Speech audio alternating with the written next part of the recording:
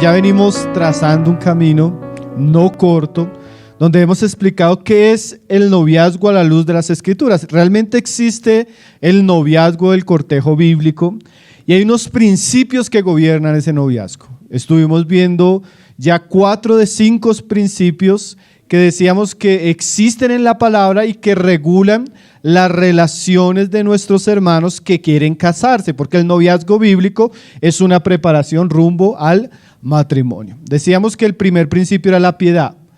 Dios levanta y forma el carácter de Cristo también para que podamos establecer un hogar sobre principios cristianos. También hablábamos de la importancia de que los padres se involucren, ¿sí? Patricentrismo o paternidad. El noviazgo siempre en la Biblia ha estado bajo la supervisión y regulación de los padres. También hablábamos del principio de la pureza. Si queremos ser cristianos debemos conducirnos conforme a la santidad de nuestro Dios.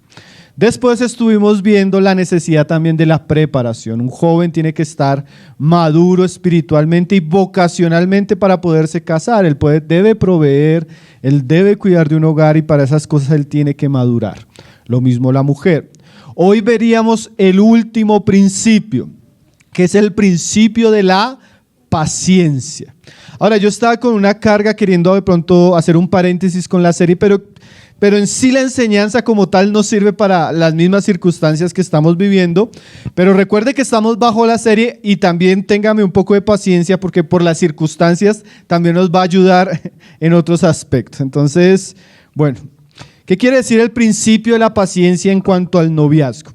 Quiere decir que los solteros, nuestros hijos y también los solteros mayores deben tener una actitud de confianza en la soberanía de Dios y que Dios siempre tiene un plan perfecto y sabio para nosotros.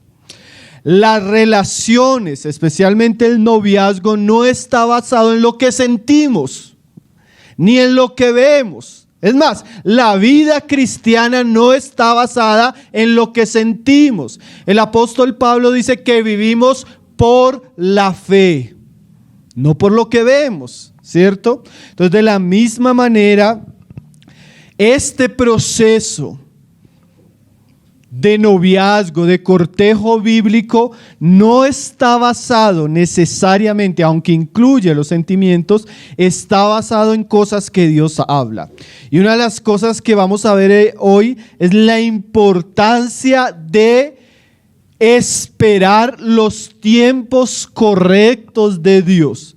Por un lado, esto quiere decir que no nos adelantamos al tiempo del Señor, pero también quiere decir que no postergamos cuando ha llegado el momento adecuado.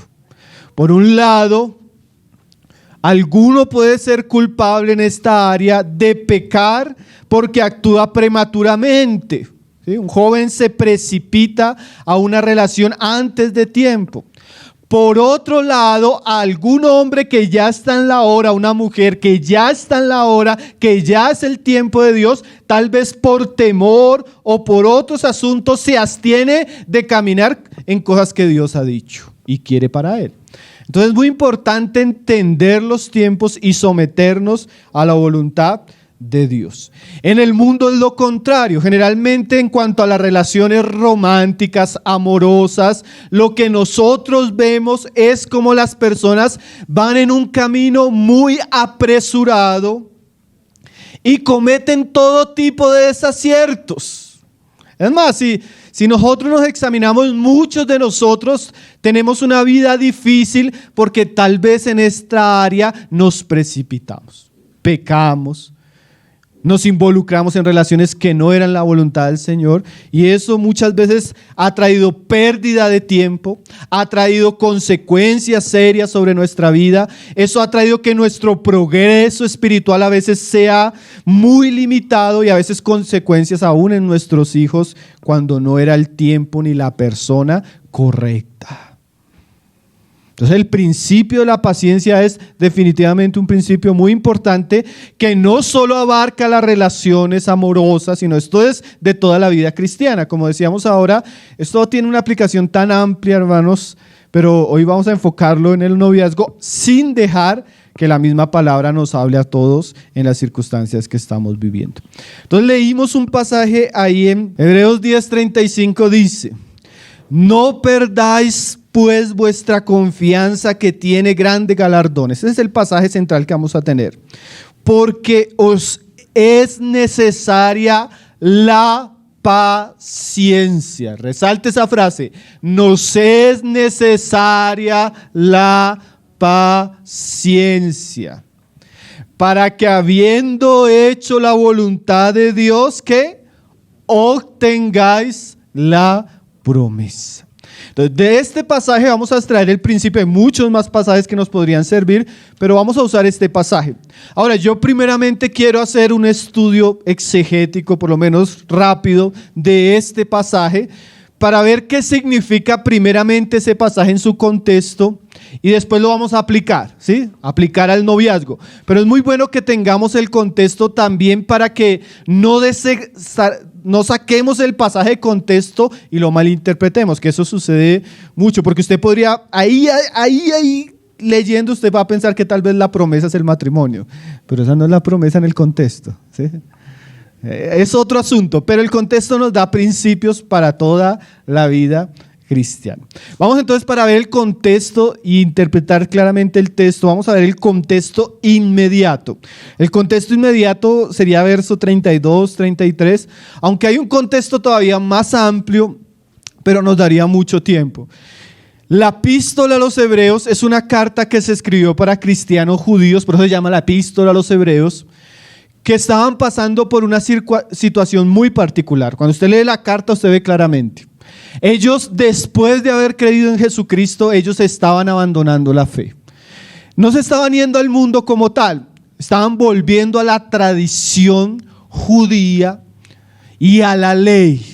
Sacrificios, templo y todos los rituales que hacían parte del antiguo pacto.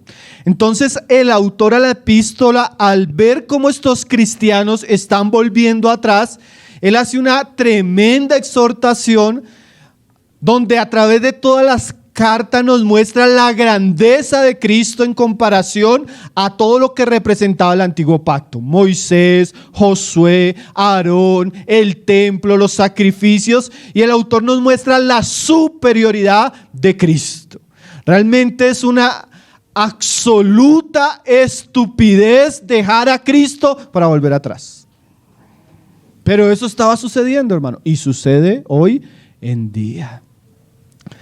Ahora, en ese contexto, ya después de hacer una argumentación profundamente teológica y doctrinal en toda la carta, él comienza a hacer ya unas aplicaciones y exhortaciones prácticas al final. Capítulo 10, capítulo 11, da ejemplos de hombres de la fe que fueron firmes y se mantuvieron hasta el final.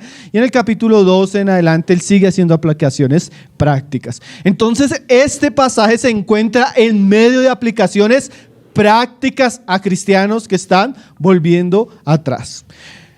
Verso 31, 32, 33 hace unas advertencias muy severas, hermano. Muy severas para aquellos que abandonan la fe. Después, el autor pasa a exhortar ya de una manera un poco más consoladora. O sea, nosotros llegamos a unos pasajes un poco más amables, si se podría decir. Y mire lo que dice el autor. Es el contexto inmediato, el que vamos a leer.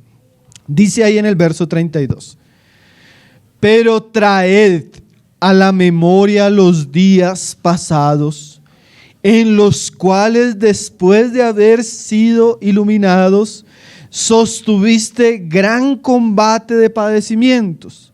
Por una parte, ciertamente con vituperios y tribulaciones fuisteis hechos espectáculo. Entonces, en este contexto inmediato, el autor quiere hacer volver el ojo de sus oyentes a su pasada experiencia con Cristo. Nosotros sabemos por el testimonio de las Escrituras en el libro de Hechos de los Apóstoles, y sabemos también por la historia de la iglesia, que los cristianos judíos, que fueron los primeros conversos en Jerusalén, en Samaria, en Judea, fueron cristianos profundamente atribulados y perseguidos. Y el autor les dice: ustedes traigan a la memoria los días pasados. cuando fueron iluminados, eso quiere decir cuando el evangelio llegó a sus vidas y ustedes sostuvieron un gran combate y padecimiento, de tal manera que fueron hasta vituperados y fueron atribulados y fueron como un espectáculo para el mundo. O sea, acuérdense de los sufrimientos y las aflicciones que tuvieron cuando se volvieron a Cristo, ¿sí? Eso nos muestra que estos cristianos, realmente cuando ellos llegaron a la fe, no fue como tal vez nosotros llegamos a la fe. Nosotros tenemos y vivimos en un tiempo donde la fe cristiana es permitida, donde la fe cristiana es legal, donde hay libertad de culto, pero en aquellos días no. En aquellos días, si usted era judío y se convertía y se bautizaba, su familia lo descastaba. No podía volver a entrar a la sinagoga, no podía participar tal vez en un tipo de negocio, de trabajo, donde la mayoría fueran judíos.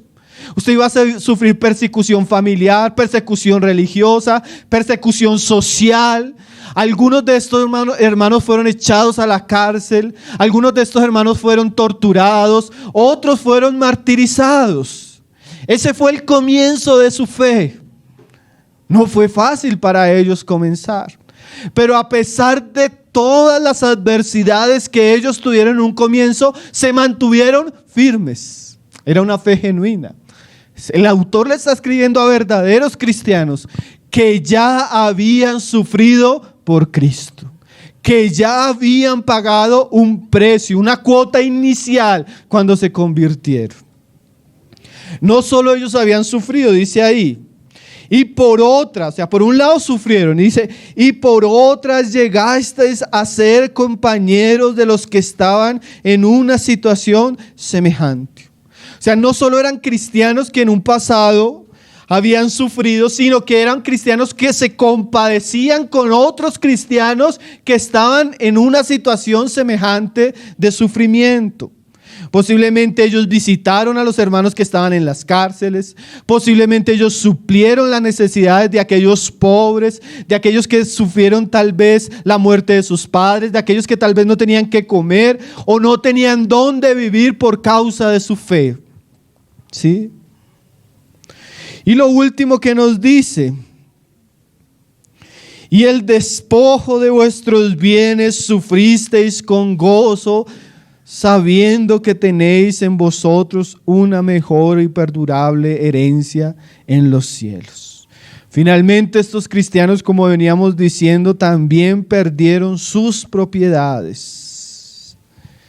Y lo que nos dice el autor es que ellos no lo hicieron de una manera triste, ellos no se sentían avergonzados ni humillados por esa situación, porque ellos tenían una herencia muchísimo mejor, eterna, inconmovible. Entonces, estas son las características de cristianos a los cuales se les va a hablar el pasaje que vamos a leer. Cristianos sufridos, cristianos que pasaron por pruebas que tal vez nosotros nunca pasemos, a menos que la providencia de Dios lo quiera así. Y a estos cristianos se les dice el verso 35. Dice: no perdáis, pues, vuestra confianza. Hermano, esto es tremendamente revelador.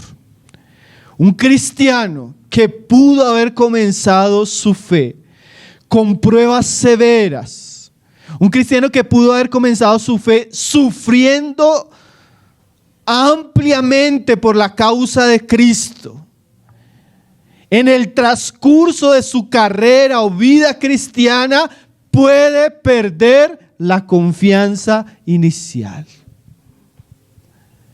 Puede perder el fervor inicial.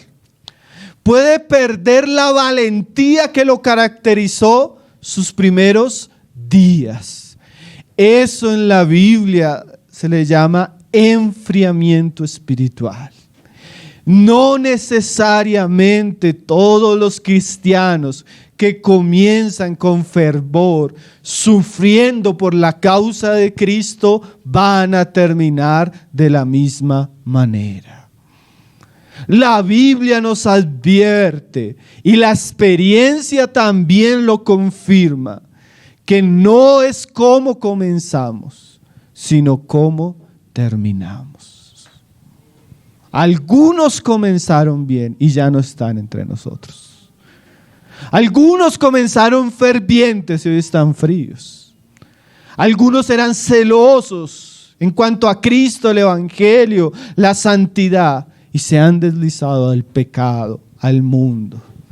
Algunos tenían una fe sólida y hoy están atemorizados. Entonces la exhortación del autor es: no perdáis, porque se puede ¿qué? Perder.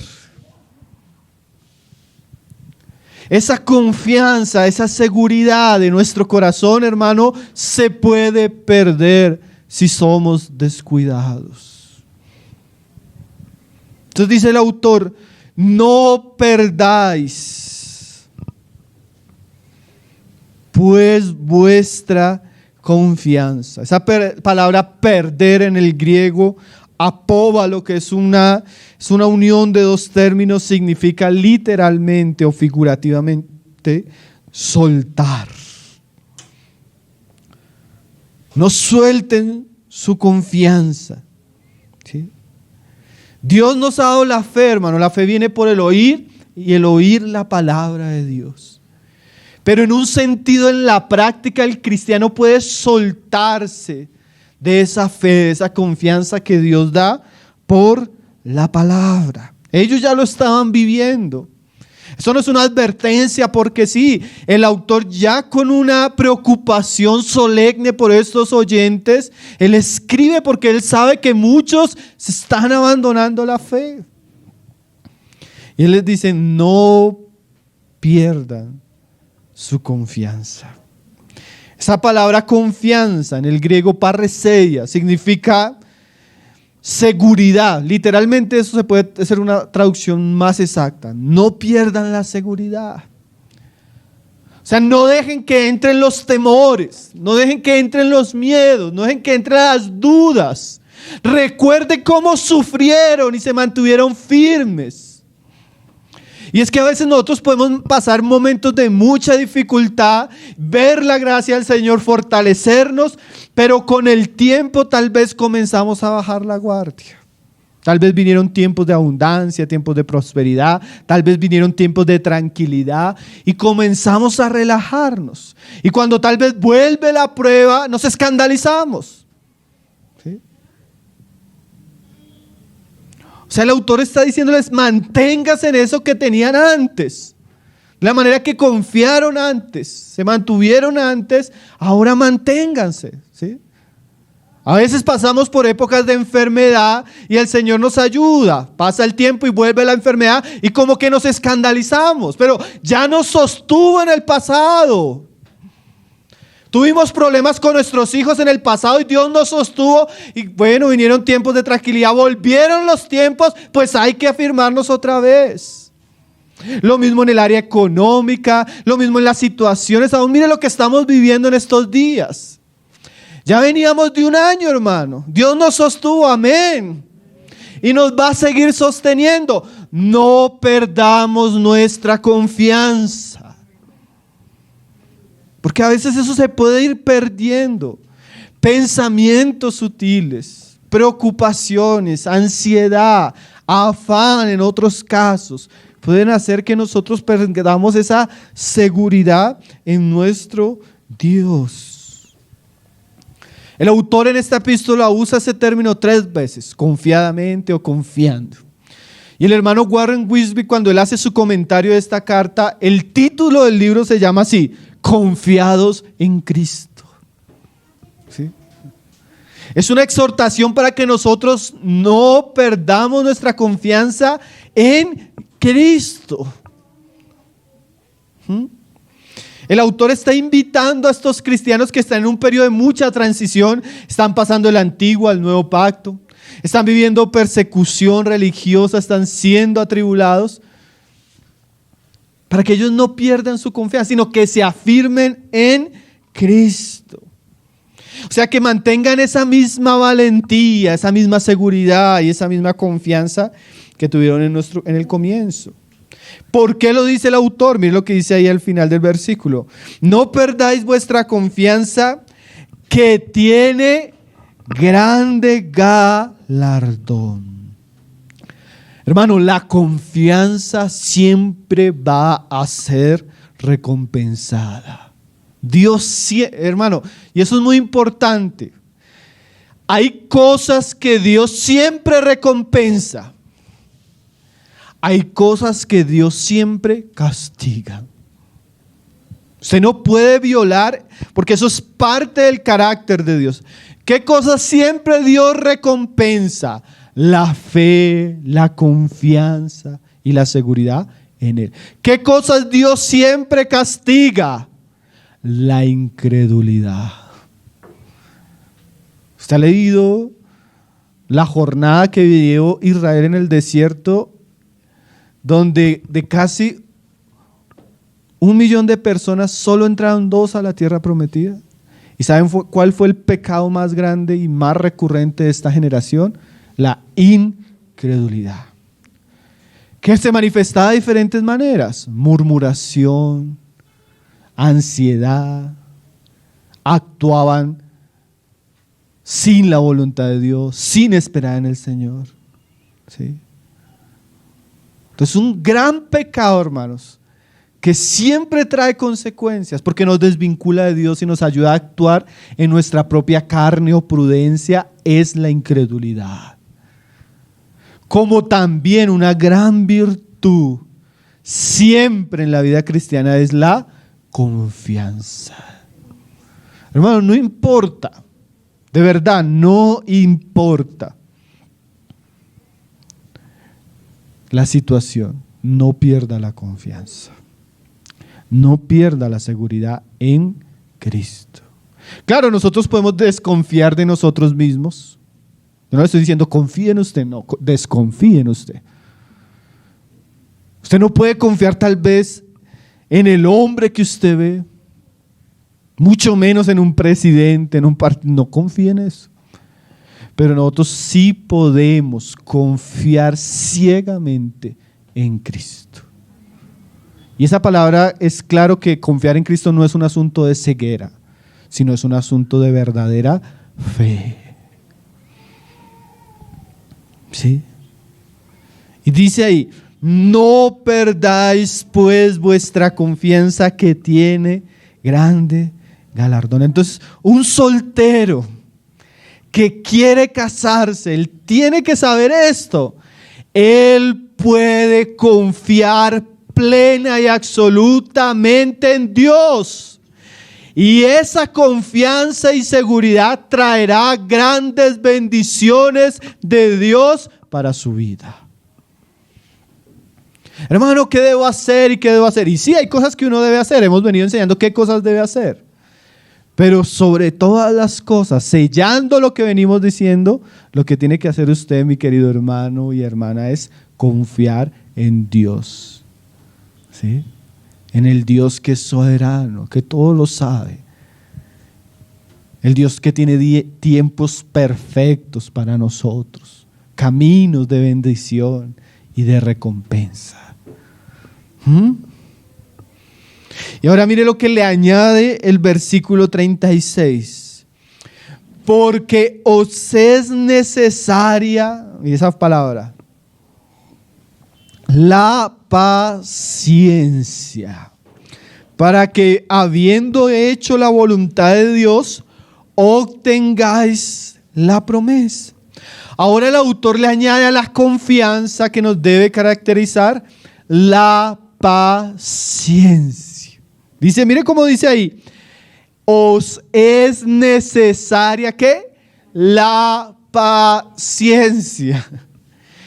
La paciencia es una materia espiritual en el discipulado cristiano inevitable. Dios va a formar paciencia en todos sus hijos. Os es necesaria. Santiago dice, no os sorprendáis del fuego de prueba que os ha sobrevenido como si alguna cosa os extraña os aconteciese. ¿Por qué? Porque la prueba ¿qué? Produce ¿qué? Paciencia.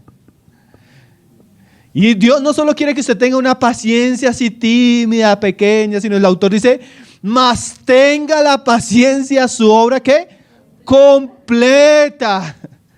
¿Para qué? Para que seáis perfectos y cabales, sin que os falte cosa alguna. O sea, la paciencia es necesaria como algo que debemos aprender todos en la vida cristiana. Y ¿saben qué, hermanos? La paciencia solo se aprende a través de las pruebas. Por eso Dios a veces permite circunstancias para que en nosotros se formen cosas que no aprenderíamos del carácter de Cristo, tal vez solo orando, o tal vez solo leyendo, o tal vez solo estudiando, o tal vez solo asistiendo regularmente a la comunión del cuerpo de Cristo. Dios sabe que necesita trabajar cosas en nosotros. Y Él, como un padre sabio y como un buen alfarero, moldea el barro a través de la rueda de las circunstancias, formando el carácter de Cristo. Es necesaria, hermanos, la paciencia. A veces quisiéramos evitar.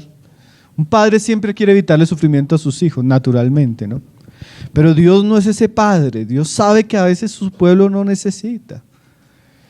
Es más, la Biblia dice que Él permitió el sufrimiento en su hijo para que su hijo aprendiera. El eterno Hijo de Dios tenía que aprender. ¿Cuánto más nosotros, hermano? Por eso a veces Dios retrasa ciertas circunstancias. Por eso a veces Dios nos pone en situaciones difíciles. Por eso a veces Dios pone a sus hijos en circunstancias que ellos no pueden controlar. Por eso a veces las cosas se salen de nuestras manos. Por eso a veces tenemos que llorar. Por eso a veces tenemos que esperar. Porque Dios está trabajando en nosotros. Esa vida cristiana que le promete a usted paz, seguridad y que Dios es como el mago de la lámpara que le responde inmediatamente a sus oraciones es falsa. Dios no está obligado a cumplir nuestros deseos caprichosos. Dios lleva adelante su voluntad y va trabajando con nosotros si somos humildes y nos sometemos a su mano transformadora. Por ahí andan los cristianos decretando y obligando para que Dios haga. ¿Y por qué? ¿Dónde en la Biblia dice eso? ¿Quién le enseñó eso? ¿Si a usted le enseñaron eso? Dese cuenta que lo estaban engañando. ¿Sí? Hay cosas que son necesarias. El soltero tiene que aprender eso. Hay tiempos necesarios para quedarse quieto, para estar soltero, para prepararse, para santificarse, para servir a Dios. Cuando venga el tiempo de Dios, Dios de la misma manera lo va a dirigir, traerá a la persona correcta y hará las cosas realmente como una gran bendición. Pero necesitamos aprender ¿a qué? Paciencia. Paciencia en el griego, nosotros hemos estudiado mucho esa palabra. Este año, en estos tiempos sí que hemos estudiado esta palabra. Paciencia es la capacidad de estar bajo circunstancias adversas con una actitud heroica y valiente. O sea, estamos, sí, no que no estamos bajo circunstancias difíciles, pero tenemos esa confianza, esa seguridad que Dios tiene el control y que Dios está usando esto también para un bien nuestro y para su gloria. ¿Sí? Es esa fuerza espiritual que nos sostiene en medio de las circunstancias adversas. Y dice el autor, porque os es necesaria la paciencia. Y mire esta otra palabra, para que habiendo hecho la voluntad de Dios, obtengáis la promesa. Entonces la paciencia, hermanos, a veces es malentendida. A veces los cristianos dicen, no, hermanos, que hay que ser pacientes, pero tienen la idea de ser pacientes es de una actitud pasiva e irresponsable. Y eso no es la idea bíblica. Paciencia es una actitud firme en medio de unas circunstancias, pero que incluye unas responsabilidades personales. ¿Cuáles son las que nos dice aquí el autor?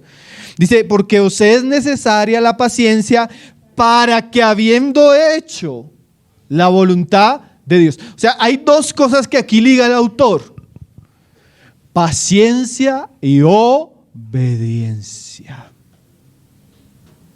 Son dos palabras importantes. Dios ciertamente va a cumplir su voluntad. Amén. Amén, mi hermano. Dios no miente. Dios no tiene retraso de tiempo. Dios no se cansa como nosotros. Dios no se le agotan los medios como a nosotros. Dios lo que Él ha dicho lo va a cumplir. Pero es necesario, dice el autor, que tengamos paciencia y que habiendo hecho la voluntad de Dios. O sea, la paciencia es la actitud ante las circunstancias. La obediencia es nuestra sumisión y nuestro deseo y compromiso de hacer lo que a Dios le agrada en medio de esas situaciones. Entonces, por ejemplo, lo que venimos hablando del soltero. Mientras el soltero es paciente y espera el tiempo del Señor, ¿qué debe estar haciendo? Ya lo hemos dicho, ¿no? Él debe estarse preparando. Él debe estar creciendo espiritualmente, vocacionalmente. Él debe estarse guardando de todo lo que pueda contaminarlo y llevarlo a la impureza en el área moral. El soltero, ¿qué más debe estar haciendo? Sujetándose a sus autoridades, a sus padres.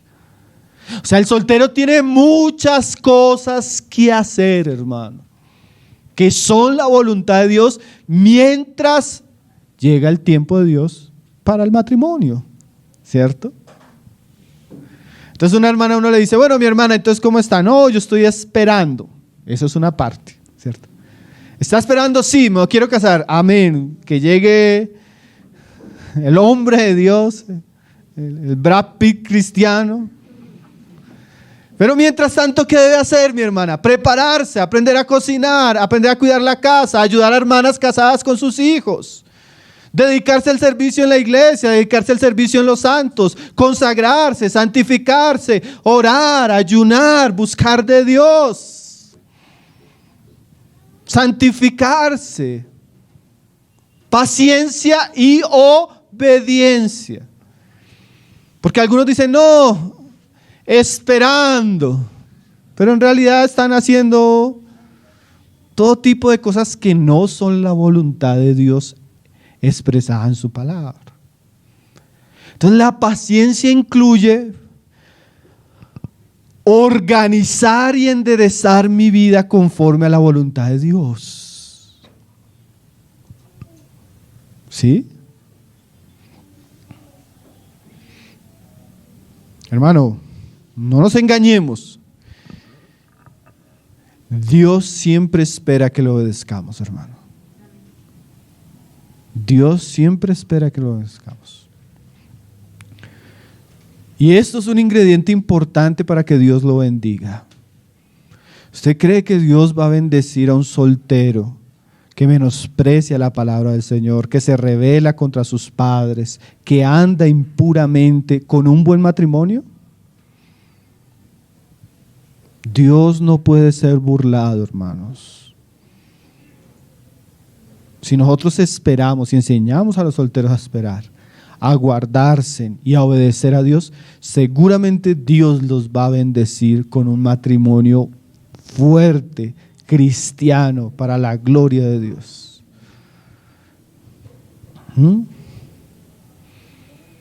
Y el autor les está diciendo, miren, hermanos, necesitan paciencia y necesitan ser obedientes. ¿Por qué?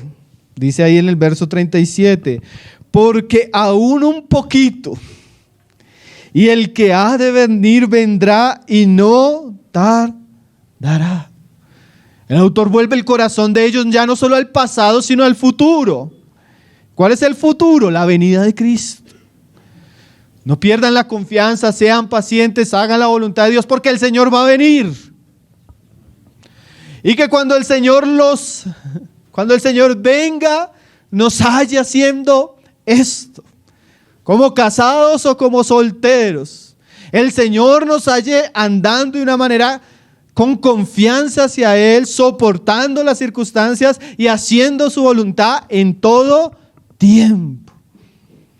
Entonces, el segundo asunto que el autor quiere poner en estos pasajes sobre sus oyentes es que el Señor va a venir, hermanos. Y siempre que se habla de la venida del Señor, dice, y el Señor pagará a cada uno conforme a lo que haya hecho. Qué serio, ¿no, hermanos?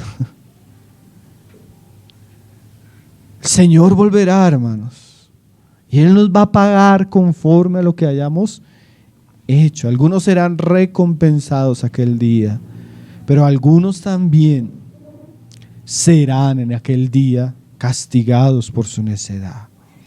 Y él termina diciendo, palabras que estuvimos estudiando a comienzo del año pasado en el estudio de Habacuc. Y el autor toma esta frase de Habacuc: mas el justo que vivirá por fe. ¿Usted se acuerda que Habacuc estaba en un tiempo donde él veía que venía una destrucción sobre la nación de Israel? Y Habacuc vio cómo la nación se destruía y se desintegraba moral, espiritual, social y económicamente, y que venía el terrible imperio de Babilonia sobre ellos. Pero Habacuc llega y dice, pero el justo, a pesar de todo eso, ¿qué? El justo puede vivir ¿cómo? Por la fe. Entonces, esto que estamos hablando hoy, mi hermano, y que el autor le dice a sus oyentes, es muy aplicable en cualquier circunstancia. Y sobre todo en lo que estamos tratando, la fe es muy importante, hermanos. La fe es poner la mirada en Dios, en Cristo, en su palabra. Y dice ahí, y si retrocediere, no agradará a mi alma. Hermano, el camino de retroceder, de volver atrás, es un camino que primeramente trae un retraso espiritual. Nuestra alma va a ser la más perjudicada si nosotros abandonamos al Señor y su palabra. ¿Sí? Es tremendo porque a veces las personas piensan, es que yo voy a hacer lo que yo quiero y allá ustedes lo que piensen. Como si eso en últimas lo afectara a uno, hermano. El mayor perjudicado cuando se peca contra Cristo y se aleja contra Cristo o de Cristo es la misma persona. Es su misma alma. Y dice el mismo Jesús, ¿de qué le sirve a un hombre ganar el mundo entero si pierde su propia alma? Hermano, usted puede tener todo el éxito en este mundo, todo el dinero, toda la satisfacción carnal, todos los placeres que el mundo le ofrece, pero ¿sabe qué? Usted puede tener eso y usted estará perdiendo su alma si usted escoge eso por Cristo. Y todo eso que usted obtenga no va a saciar el vacío que tiene su alma. En estos días veía un cantante, hermanos, famosísimo, ha ganado Grammys. Él dice que fue muy entusiasmado a una tienda a comprarse un reloj que costaba en pesos casi 1,000 millones de pesos, de diamantes, una cosa así exagerada. Cuando él se lo compró y se lo puso, ¿sabe cuánto tiempo de satisfacción le dio el reloj? 5 minutos. Para después sentir que él mismo decía que su alma aborrecía ese tipo de vida. El mundo y sus deseos son una ilusión, hermano, que no trae ni sacia las necesidades de nuestra alma. Solo Cristo, como cantábamos, hermano, puede llenarlo y saciar nuestro ser. Y el que vuelve atrás está llevando su alma a un estado de degradación, de insatisfacción, de desconfort, de falta de propósito. ¿Cómo la gente puede ser tan idiota de vivir sin Cristo? O peor aún, un cristiano teniendo a Cristo abandonarlo, hermanos.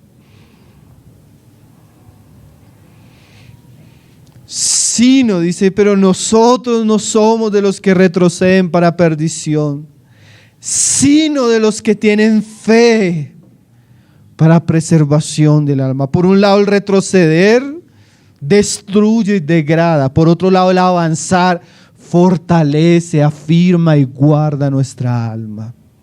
¿Sí? Hace que nosotros progresemos.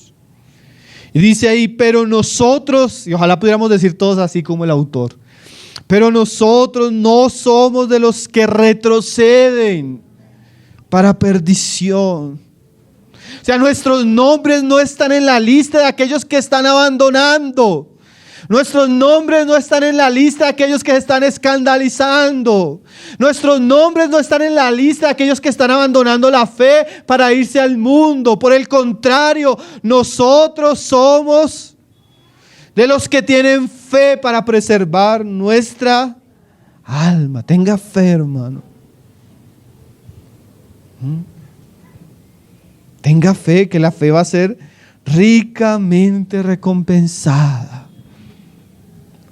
Ahora, hermanos, yo les dije, voy a explicar el texto para hacer unas aplicaciones, que ya he hecho aplicaciones, ¿no? Hermano, cuán importante es la paciencia y la fe. No solo en el noviazgo cristiano, en toda la vida cristiana. Nosotros debemos ser personas que en vez de retroceder, estamos creciendo y avanzando en esto.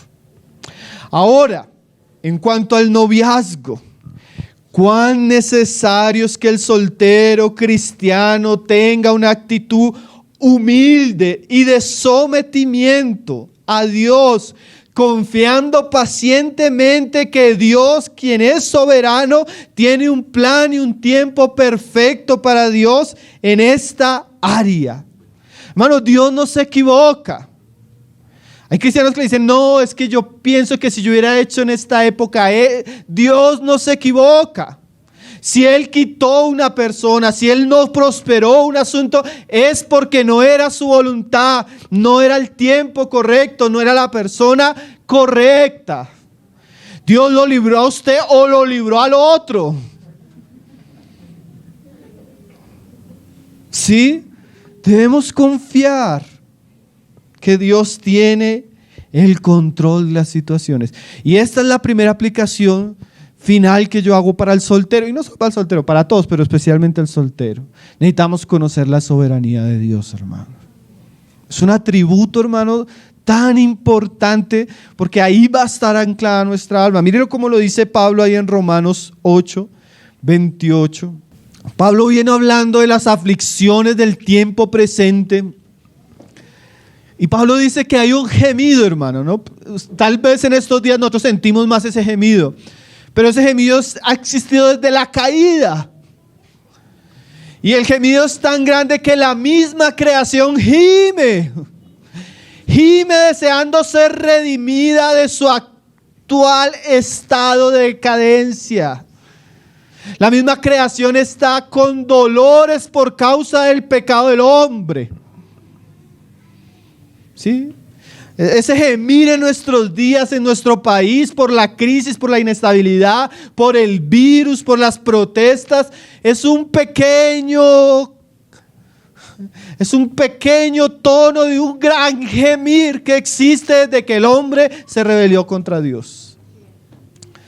Y en medio de ese gemir y ese deseo de la manifestación de los hijos de Dios, y en medio de las pruebas a las cuales van a ser enfrentados los cristianos romanos, Pablo hace un gran cántico de esperanza y de júbilo basado en la confianza de Dios.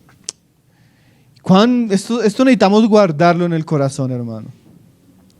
Porque aquí Pablo nos muestra cómo su teología o su conocimiento de Dios los llevó a una convicción y a una confesión. Esto sí es una confesión de fe, pero no esas como las que se ve hoy en día, ¿no? Esto es una verdadera confesión de fe. Y mira lo que Pablo decía ahí en el 28, dice: y sabemos que a los que aman a Dios, todas las cosas le ayudan a bien. Hermano, si usted ama a Dios, si usted cree, pero realmente cree, confía en Dios, usted debe saber que todo lo que le sucede es para su bien. En Dios no hay despropósito, hermanos. ¿Sí? Entonces necesitamos tener la seguridad que todo lo que sucede o lo que no sucede es para nuestro bien. Algo Dios quiere enseñarnos, algo Dios quiere mostrarnos. Por eso nos tiene en tal circunstancia, por eso nos tiene en tal situación. O nos escandalizamos o aprendemos. Pero debemos saber que Dios siempre tiene propósito en medio de las circunstancias.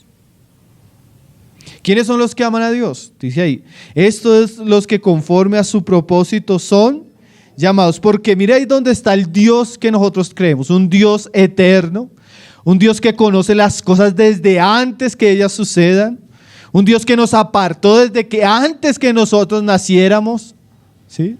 Dice, porque a los que antes conoció también los predestinó para que fuesen hechos conforme a la imagen de su Hijo, para que Él sea el primogénito entre muchos hermanos. Y a los que predestinó, a estos también llamó, y a los que llamó, a estos también justificó, y a los que justificó, a estos también glorificó. Algún comentarista decía que esta es la confesión más osada que hace el apóstol Pablo en todas sus cartas. Miren lo que está haciendo Pablo. Pablo dice, a los que antes conoció, ya los predestinó, ya los llamó, ya los justificó y ya los glorificó. Pablo, pero ni siquiera hemos llegado, ni siquiera Cristo ha vuelto y usted dice que ya estamos glorificados. Pues en Dios ya es un hecho sí y amén, dice Pablo. Entonces, si conoce Dios desde la eternidad y ya nos tiene asegurada la eternidad y la gloria en Cristo, ¿será que los detalles de esta vida se salen de las manos de Dios? No, hermano. No, hermano. Dios sabe, Dios conoce y Dios está llevando a cabo una obra con nosotros. Y hay preguntas que sería bueno que nosotros no las hiciéramos. Mire la pregunta que hace Pablo. ¿Qué pues diremos a esto? A ver, ¿usted qué me va a responder a esto? Si Dios lo conoció, lo llamó, lo justificó y le espera la gloria a usted, ¿qué puede decir a esto? Y otra pregunta. Si Dios es por nosotros, ¿quién contra nosotros? Hermanos, si Dios es por nosotros, somos la mayoría. Estamos del lado correcto. El problema es cuando está Dios contra nosotros. Ahí sí el asunto es temerario. Pero si realmente estamos agradando a Dios, buscando a Dios, debemos confiar en Dios, en su soberanía, en su cuidado. Dice ahí Pablo, ¿quién contra nosotros? Y aquí viene otra frase todavía más tremenda, hermanos. Estas frases son, de verdad que esto daría todo para un mensaje. Dice, el que no escatimonia a su propio Hijo. Mira, hermano, esta frase. O sea, si Él no se midió al entregar a su Hijo por nosotros, sino que lo entregó por todos nosotros, ¿cómo nos dará también con Él todas las cosas? O sea, hermanos, si Dios nos dio a su Hijo, que era lo que Él más amaba, un ser infinitamente invaluable, el eterno Hijo de Dios, Dios con el Padre, ¿será que Él no nos va a dar? Hermano, yo pienso con toda seguridad que en Cristo Dios tiene la mejor esposa para nosotros. El mejor esposo para usted lo tiene Dios en Cristo. Pero también puedo decirle que el diablo le tiene muchas propuestas. ¿En serio? El diablo le va a traer muchas propuestas. Malditas propuestas. Terribles propuestas que van a destruir su alma. Que lo van a llevar a alejarse de Dios. Que lo van a llevar a aborrecer a esa persona si no es de parte de Dios. ¿Cómo no nos dará tan bien con Él todas las cosas? Miren, hermanos, yo he escuchado muchos testimonios, hasta yo podría decirle mi testimonio. El día que yo le dije, Señor, yo no quiero hacerlo por mis propias fuerzas, no quiero hacerlo en mi carne ni a mi manera. Es más, no quiero, Señor, yo solo quiero vivir para ti. Ese día con Cristo llegó mi esposa. Ese día con Cristo llegaron todas las otras bendiciones. El problema es cuando por una bendición o por un deseo sacamos a Cristo, hermanos. Y son muchos los que por impaciencia, por no esperar, por no someterse a Cristo, toman ese camino triste. Entonces lo primero, mis hermanos, solteros, confíen en Dios. Si les dio al hijo, a su propio hijo, ¿cómo no les va a dar un buen matrimonio, hermanos? ¿Sí? Es una dicha llevar 10, 15 años de casados y decir, qué gran bendición la esposa que Dios me dio. Qué gran bendición el hogar que Dios me dio. Pero también, hermanos, son muchos los casos de personas que sufren una vida miserable porque no tuvieron en cuenta ni esperaron a Dios. Segundo, primera aplicación, son 3 o 4. Segundo, Proverbios 23, 26. Así harto no nos veíamos, vamos a aprovechar hoy a tener 3 horas de predicación. No me enteres. Proverbios 23, verso 26. Dice el autor, dice, dame, hijo mío, tu corazón y miren tus ojos por mis caminos. Ahora el 23, 27. Porque abismo profundo en la ramera y pozo angosto la extraña. También ella como robador acecha y multiplica entre los hombres los prevaricadores. Hermanos, no solo lo de hoy, todos los principios que hemos estudiado, si no hay una entrega completa de nuestro corazón a Cristo, no los vamos a poder vivir. ¿Qué es lo primero que el soltero debe hacer? Definitivamente entregar todo su corazón a Cristo. Dios quiere, hermanos, Dios nos quiere el 60, ni siquiera el 80, ni siquiera el 95% de su corazón. Si usted le va a dar eso a Dios, mejor no le dé nada. Porque Dios espera una entrega total de nuestro corazón para Él. Dame, hijo mío, tu corazón. Y yo también quiero decirles, y esto era algo que quería decírselo hace tiempo a los padres que han escuchado esta serie. Usted puede enseñar a su hijo, instruir a su hijo, pero si su hijo no es un verdadero discípulo de Jesucristo, él no va a poder vivir nada de lo que hemos enseñado. Para aquella persona que no se ha entregado a Cristo, esto es un absurdo, hermano. Esto es un tremendo legalismo. Esto es algo imposible. Imagínese lo que hablábamos la vez pasada, virginidad, pureza. Para la persona que no se ha rendido a Cristo, esto es terrible. Pero para aquel que se ha entregado de todo corazón a Cristo, esto es bueno, ¿cierto? Esto es agradable, esto es precioso. Entonces, definitivamente la primera labor que tenemos como padres es llevar a nuestros hijos a Cristo. Porque ellos, por más que quieran ser hombres morales, sin Cristo, no pueden, hermano. Y joven, soltero, así sea un joven de 50 años soltero, el mayor tesoro que usted tiene es su corazón. No lo desperdicie. Póngalo a los pies del Señor. Mire lo que dice el pasaje. Dame, hijo mío, tu corazón y miren tus ojos por mis caminos. Porque mire lo que él va a decir. Porque abismo profundo es la ramera. O sea, entrégame todo tu corazón antes que caigas en el hueco profundo de una mujer impía. Porque una mujer ramera, una mujer impía para un hombre, mi querido hermano, es un hueco que si usted decide caminar por allá, difícilmente va a salir de ese hoyo profundo. Dice ahí el 28, también ella, y eso también en el caso contrario, una mujer se mete en una relación sentimental con un hombre impío, eso va a ser un hueco para su alma.